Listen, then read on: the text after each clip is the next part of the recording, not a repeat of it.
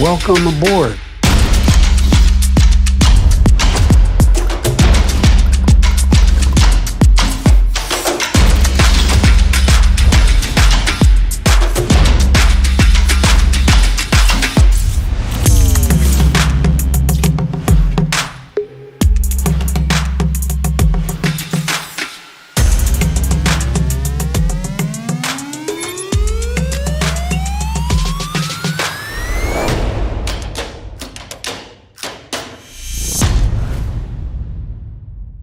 Introducing Axios political reporter Alexi McCammond. Hi. Hello. Good morning, everyone. I'm Alexi McCammond, national political reporter with Axios. Thank you all so much for being here in person, and thanks to everyone online watching. No matter where you are, you can join in on the conversation using the hashtag Axios events, whether you're tweeting, truthing, whatever. And of course, we'd like to thank Bank of America, who we couldn't have made this event possible without. We have a lot of news to talk about, and I feel like I say that anytime I'm hosting one of these events. But our first guest is coming from Georgia, and I'd love your help in welcoming Senator Raphael Warnock.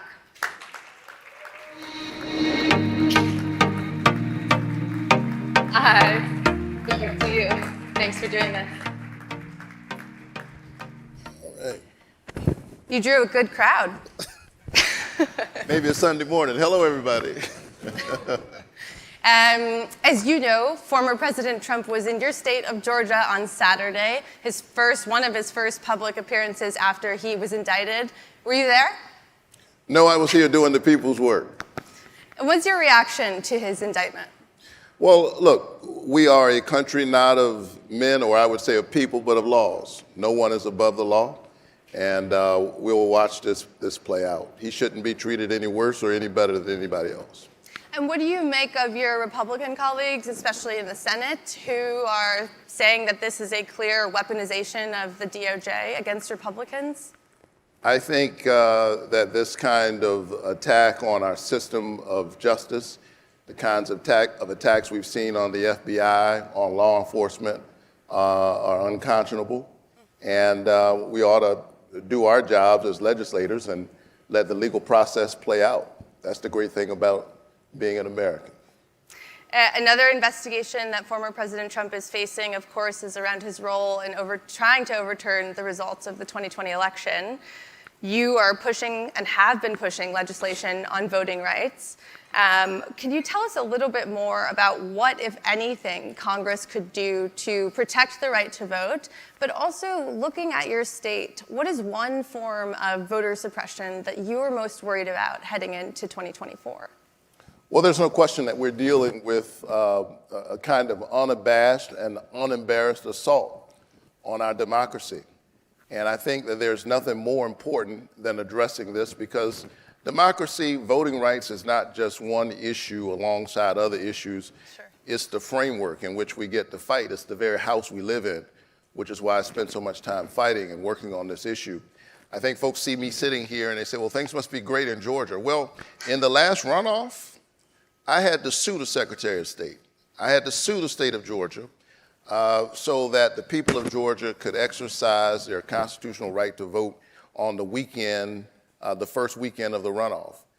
They came up with some a reading of an old law saying that the people couldn't vote the Saturday after a holiday. The holiday, by the way, was Thanksgiving, and an old holiday celebrating Confederate General Robert E. Lee. You can't make this stuff up. And so I had to sue them. Some 90,000 Georgia voters voted that weekend, which is close to the margin of my victory.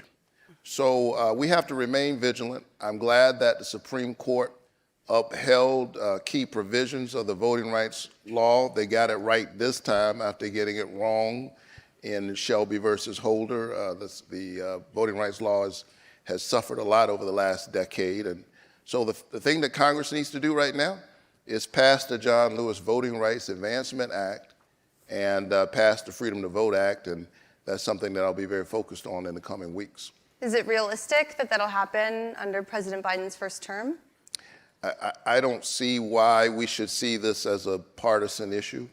But your colleagues do. This is, well, the last time we passed the voting rights law, the year was 2006. It passed the Senate, 96-0. George W. Bush was the president.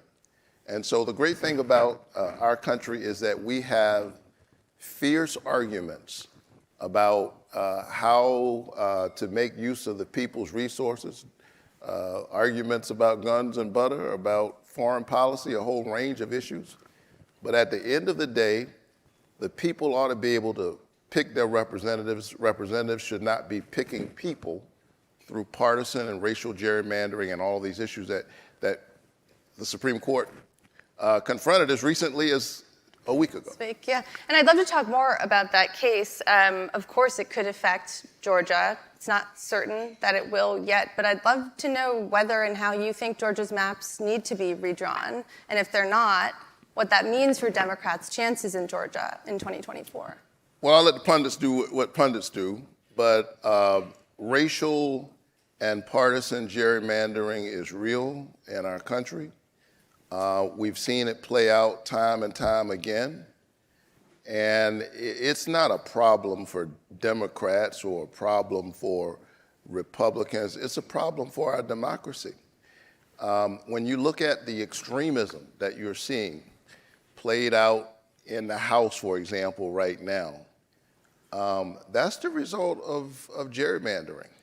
And it certainly doesn't encourage the kind of bipartisan negotiation that's been key to the work that I've been doing in the Congress on everything from health care, capping the cost of insulin, to the work we're trying to do right now through the FAA reauthorization.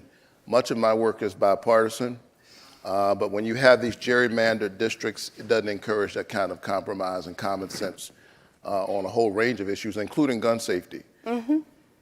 I'd love to chat quickly about the FAA legislation that you just mentioned. Of course, Atlanta is a giant hub for the aviation industry. There's a shortage of pilots and other critical workers. What are you hoping to do with your legislation and this reauthorization?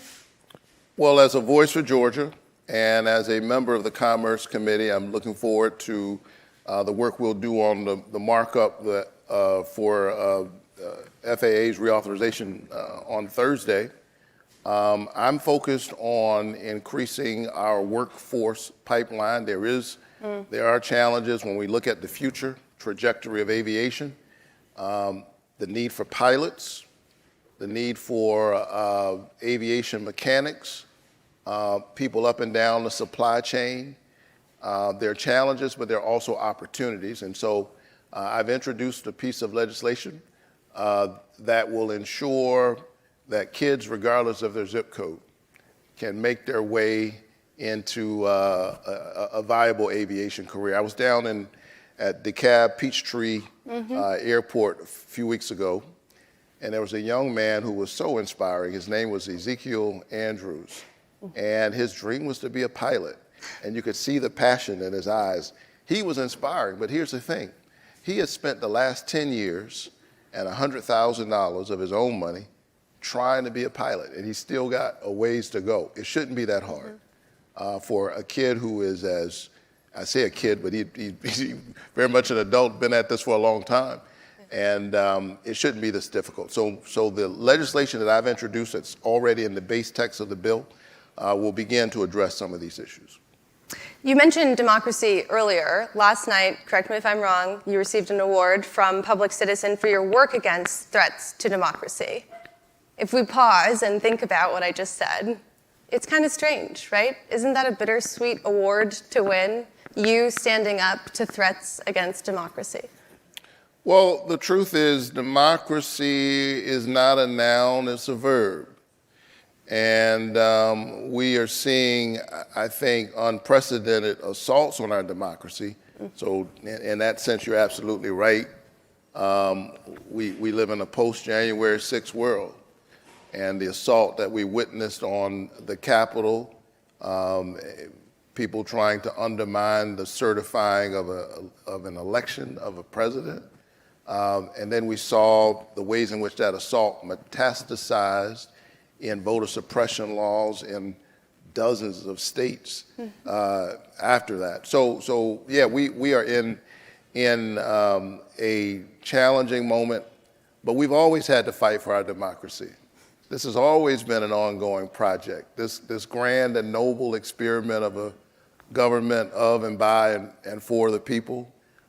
Women had to stand up to make true the promises of democracy so that they could exercise their right to vote. African Americans and others have had to stand up.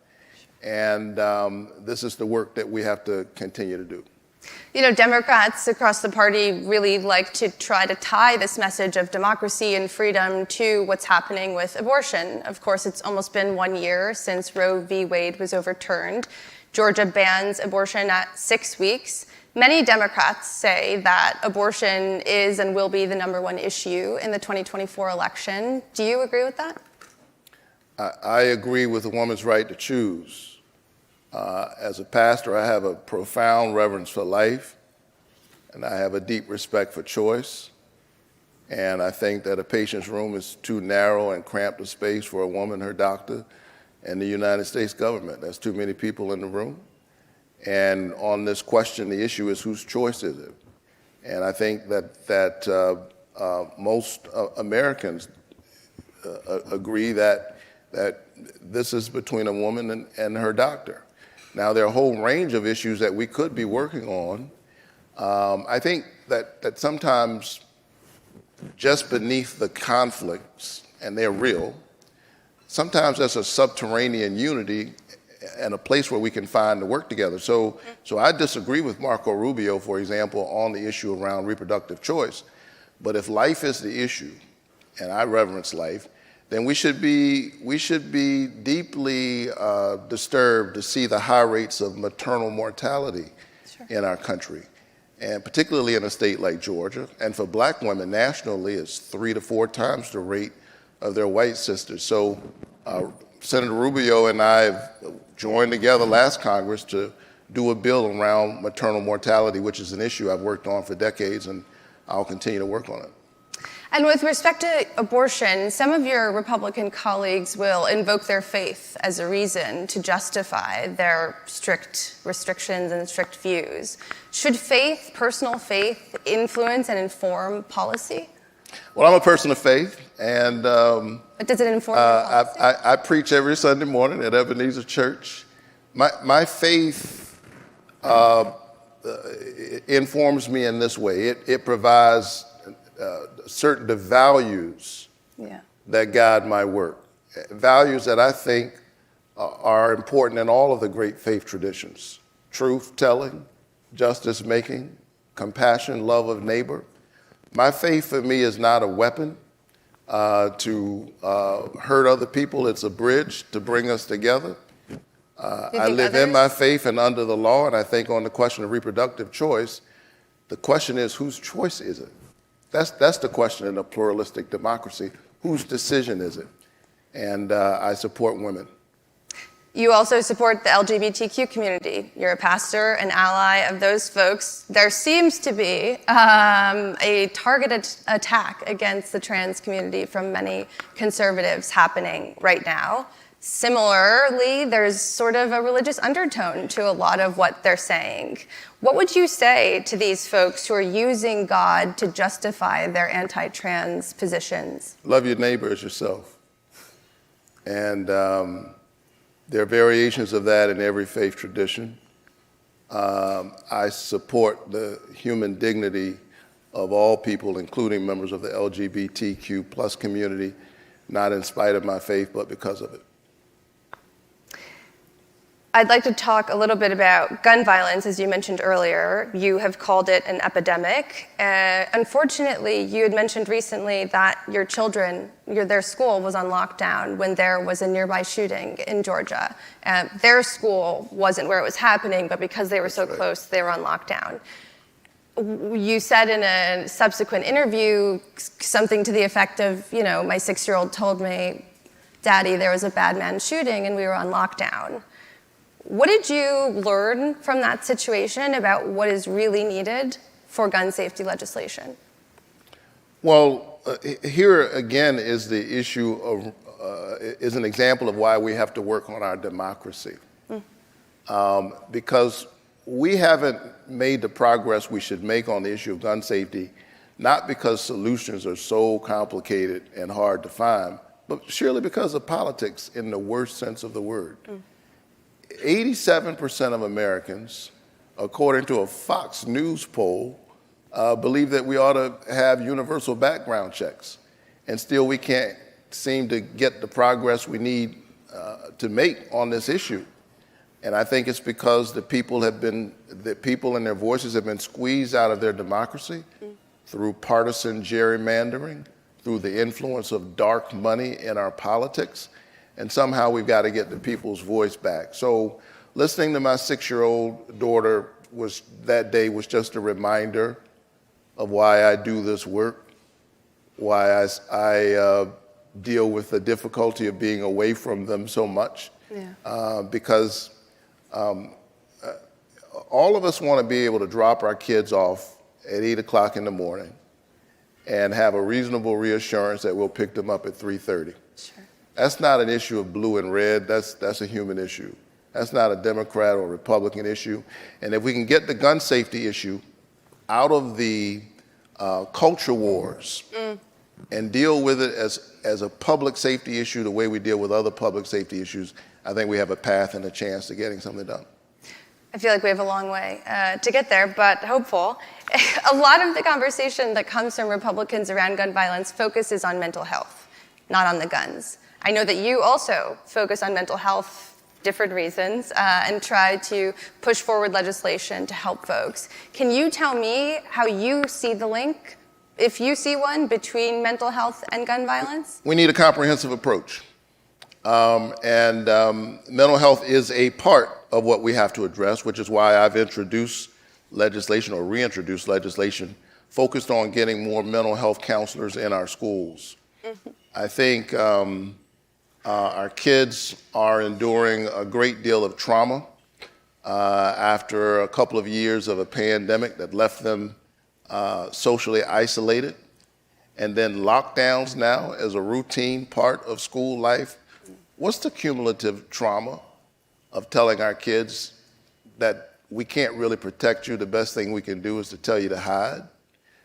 So we've got to deal with the guns. We've got to deal with the public safety issue and not be drawn into those who want to make this into an argument about the Second Amendment.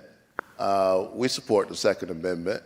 We just want common sense gun safety and mental health support for our children who are dealing with the after effects of the pandemic, who are dealing with the school lockdowns, who are dealing with the challenges around social media, suicidal ideation in the extreme, all of these issues. And so my bill that I recently introduced, which I hope will be able to make a part of a bipartisan package, will provide mental health support in the schools. Another part of gun violence, of course, is the horrific police shootings that we see, namely of unarmed black men, but of others. Of course, there's been a very controversial $90 million project to build a police training complex in Georgia that's drawn 2 years now of sustained protests from folks who particularly are worried that a situation like this will further, they say, militarize the police. Are you worried about that? Well, issues around public safety and justice is something that I've worked on for years, first as a pastor and now in the Senate. And I think that the choice between public safety and justice is a false choice and not one that we have to make. I support law enforcement. I support the right of people to have their voices heard in this conversation. And I'm going to do everything I can as a United States Senator representing the people of Georgia to make sure the people are safe. And do you feel like it's getting more difficult to balance sort of the interest between obviously needing to invest more in police training and the communities or community activists who don't see it that way, again, want to move toward what they say is demilitarization? Well, I do think that our police need to be demilitarized. And I think that we need a comprehensive approach to public safety. Training is certainly a part of that. If our approach is comprehensive, police have to be trained somehow, somewhere. At the same time, we need a comprehensive approach, which means investments in mental health, investments in schools, investments in jobs and opportunity. We can do all of those things. I'm struck by the polls that I see where something like 78% of Americans, 60% of Americans will say they can't name a single thing that President Biden or Democrats have accomplished under his presidency. What do you make of that? And what do you think is this one thing that Democrats need to start selling to voters to increase your chances in 24? Well, I just get up every single day and I do the work. And as I move across Georgia, I can tell you that there are a whole lot of seniors who are glad that my legislation, which capped the cost of insulin to no more than $35 of out-of-pocket costs, are happy about that. It's part of the reason I do this work. Every now and again, you get to do something that actually changes people's lives.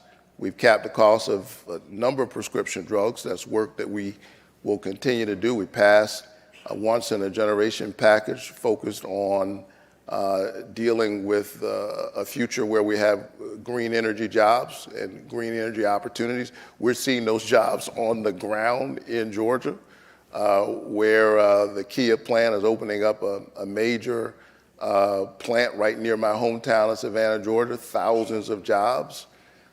We passed the single largest package for veterans in a generation, veterans who found themselves through 20 years of war in Afghanistan and Iraq, sometimes sleeping next to burn pits where they were burning all kinds of debris, came back home sick.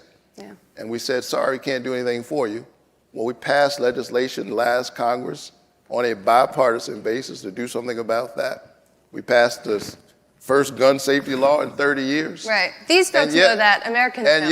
And yet there's work to do. And right. so you keep doing the work. I think the problem, you have a problem when politicians are focused on their problems. And, I know there'll be a lot of talk about what's the path and how do we get there in 2024. But maybe it's because I'm a pastor. I tend to focus not on my problems, but the people that I work for. Mm-hmm. And I work for Georgia.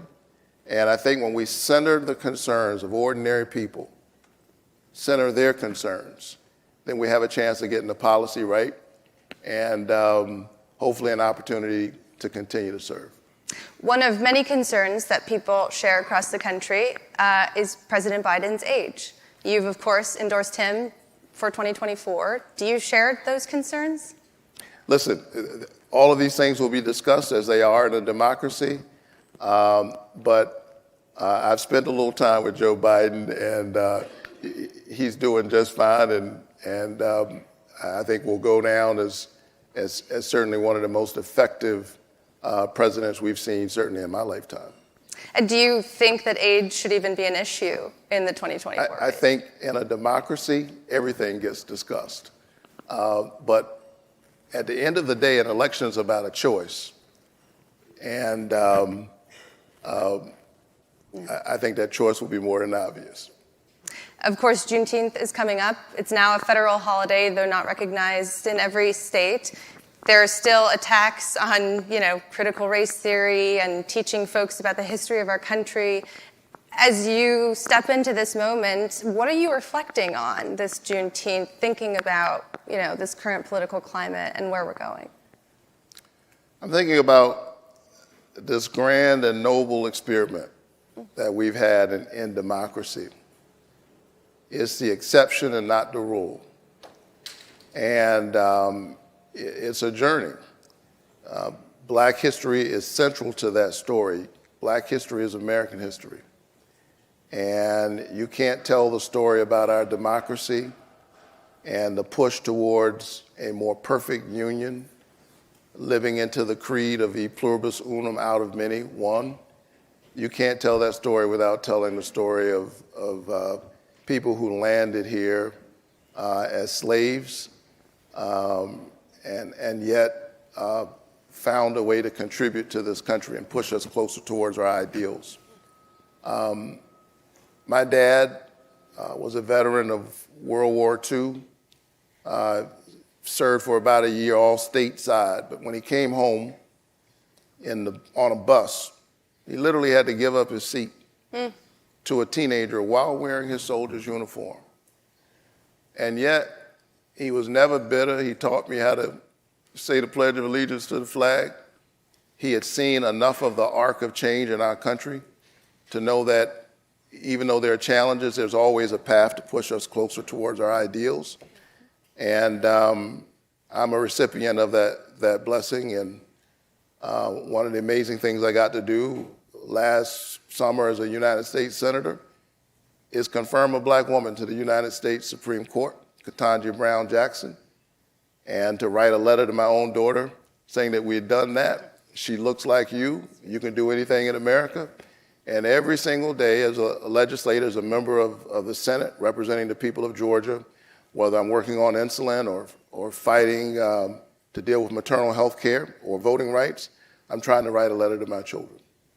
I appreciate your time, Senator. Before we move on to our next segment, please stay tuned for a short message from our sponsor, Bank of America. Senator Warnock, thank you so much for your time. Thank you. Thank you. I appreciate it so much. All right. Thanks.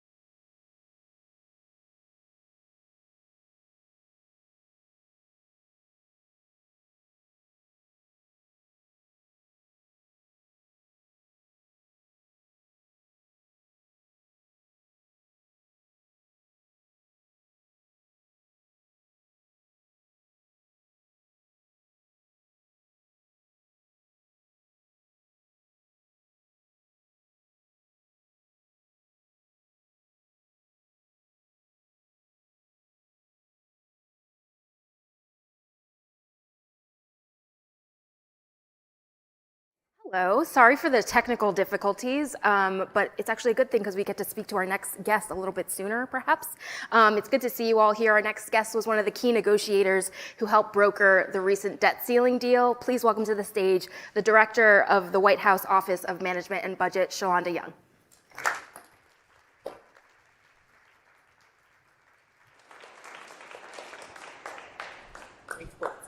course. Director Young, thanks so much for joining Axios. Hi. Oh, you see someone in the crowd you recognize? Yeah, absolutely. Okay. You know where I want to start? I heard something about you. Okay. I I'm heard. gonna turn this way. I'm gonna do the Duchess make slant yourself- this way. Make yourself comfortable. So I heard something about you. I heard that you are a big fan of Juvenile, who I don't know if the crowd knows who Juvenile is, but they would definitely know his hit song. I'm not going to say it. Don't say it. I'm not going to say it, but I think they know what I'm talking about. He's here in DC He's doing tonight. Tiny Desk, isn't he? I don't know about that. I I don't know think if that's he was doing confirmed. Tiny Desk. Are you going to the concert tonight? I'm not. I have a 19-month-old, so I know.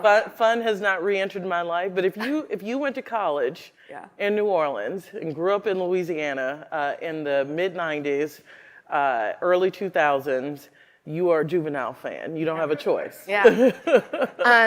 I guess we can get to the matter at hand. So I think congratulations are in order. You were part of a key team that helped avert what many economists say would have been catastrophic for the economy if we had breached the debt ceiling. If President Biden wins the election, you get to do it all over again in 2025. I bring that up only because I'm curious, how are you thinking about that? There is a mechanism to get rid of this kind of anxiety-inducing thing. How is the Biden administration thinking about that? First of all, I live in anxiety every day. That was one of many things. I run an entire agency. I tried to remind people during debt ceiling, I need to figure out what else is happening and falling apart. At the Office of Management and Budget, I need to check in. Remember, we got to keep the government running. We got to fund the government. We have lots of things to do. We have to keep implementing all of the things you heard Senator Warnock talk about. So our days are filled with making sure we have an affirmative agenda from this administration. And 2025 is a ways away, especially for DC time. So we have to keep our eye on the ball. What is the next thing? And making sure we leave a footprint and the American people feel the benefits of that. You were in the room where it happened. A little Hamilton. Sorry, I love it. So what is one thing that you think most people don't understand about how these negotiations work? Take us inside the room a little bit. First of all, my parents still don't know what I do. I've been in this town 22 years. I started as a civil servant, as a presidential management fellow, working in budget offices and grants offices at NIH. I was a little bored. So the appropriations committee used to call the National Institutes of Health and everyone would lose their minds. And I was like, I won't work for them because everyone's scared of them. And my parents are like, appropriate what? What is that? I became the staff director. They were still like, we don't know what you do. Because remember, staff people aren't on television, so they had nothing to really brag about, which is what they really care about. So I'm still trying to explain why everyone here and at home in South Louisiana should give all the cares, I was going to say a bad word, but we're on TV, all the cares about who, how those things are getting done in the appropriations room, who's in the room, where it happens, what backgrounds they bring to this, why it matters what I do now, and what we all should care about, what priorities are being put forward. In the debt ceiling, we've never breached a debt ceiling. So sometimes I feel like when we said, oh, this would be catastrophic, since we've never felt it before, how losing 8 million jobs over a matter of months, if we didn't get out of it, what that would have felt like. And it's one of those things you go to American people, trust me, it's going to be bad, and we need to do everything in our power to avoid it. So in the room, you go in with that in mind, and as long as you keep that in mind, even on bad days, when people, I won't say who, as you're talking, put their hand on their heads and I go, I know I'm frustrating you, but you need to hear this. That's not going to happen. If you like Democratic votes, it's regular people. You say stuff people don't want to hear. You have to decide if you throw your hands up in a tantrum and run out. There are moments I have maybe pull one of those. There are moments you go, all right, I get you need to say that. That's fine. I'm going to ignore it so we can make some progress today. So it's human behavior. No one gets superhero cloaks when they go in there. You are your same flawed humans, and you need to keep the bigger picture in mind. because when you're in that room, the stakes do matter outside, and when you leave the room, what you say matters. So there are people talking in there, and you hope the people in there have the bigger picture in mind, and we were lucky that our group did. Is there anything that President Biden did specifically that helped move the negotiations forward? Lots. We would not have been in that room if it wasn't for the president's willingness to try different things. Remember, I only came in the room after there had been lots of staff talks. So the president greenlit that to try to find a solution. The speaker wanted to narrow the room. The president said, I give you Steve Ricchetti and Shalonda Young, and I go, I better call in some daycare help. So the president certainly could have taken a different tone. He chose to engage, which in my view was the right thing to do, and we switch it up. Tell us who you need. Also, you can't have an ego in there. If other people need to come in, if we're not getting it done, other people need to come in because the relationships matter. Who hears who? And I told people, they were like, are you going to do this? I was like, I don't know. I don't care. Like, I'm not angling to do that. I'm angling if I'm the right person who has the best relationships to make sure we don't have the first ever default, put me in, coach. If not, put someone else in. Because our jobs are not about ourselves. It is to make sure we avoid this. Also, the president, God bless him, I don't know how, he did G7 and talked to us with a 13-hour difference. We'd be on at night. He'd be getting his day started. Lo and behold, I thought we'd be off camera. And when they were like cameras on, everyone had to run like little creatures to go find clothes to put on to look decent, to talk to the president when he was in Japan. So he kept close tabs. Imagine having to go through like arcane budget wonkery. I won't say the word, I'll say the word to you. I told him I would never say to him, chimps. Like, I was like, sir, it is a budget mechanism. Trust me. He was like, nope. Tell me what it is. Walk me through it. And I was like, oh God, I'm in the Oval talking about like changes in mandatory programs, like also known as chimps, So that is the level of detail the president was in. So his leadership throughout was felt, and he talked to the speaker on when he needed to make sure we were on the right path. The buzzword in recent weeks since that deal has been notched has been compromise. I think the White House has been framing the deal as a compromise, but I'm really confused about that. The Biden administration initially said they wanted a clean debt limit bill, no spending cuts. Republicans wanted spending cuts. They got spending cuts. Didn't the Republicans win? Look, last I checked, came January, in a very exciting 15-vote thing that we all watched like very closely, and C-SPAN probably had its highest ratings ever. Republicans control the House. Constitution suggests they get a say in how things are passed. Elections have consequences. So it was certainly our position, still remains our deeply held belief that the debt ceiling is not the place to play partisan politics. However, they run a House of Congress. It became very clear that there was a large enough where we should have all been afraid that we would have hit that first ever default. And remember what I said, some estimates 8 million jobs lost. So I can stand on principle. What is the saying like about marriage? You can be right or you can be happy. We chose to put the American people first. So there was compromise. I promise you this, these are not the funding levels Republicans would have written or did right on their own without us in the room. And by the way, I worked on the Appropriations Committee. These top line numbers, what we had to agree to them at some point. And in divided government, this is about the deal you would expect to see. So I guess that's a really great point for me to kind of ask, is there going to be a government shutdown later this year? Given that Republicans would have preferred I more forgot spending my cuts. Crystal ball. I think it's backstage. You want me to get it for you? No, it's in my big like diaper bag purse. Look, Would I have hoped this debt deal, one could have viewed it as a framework to just get started, get real? These are the top lines, let's go to work. The House is the House.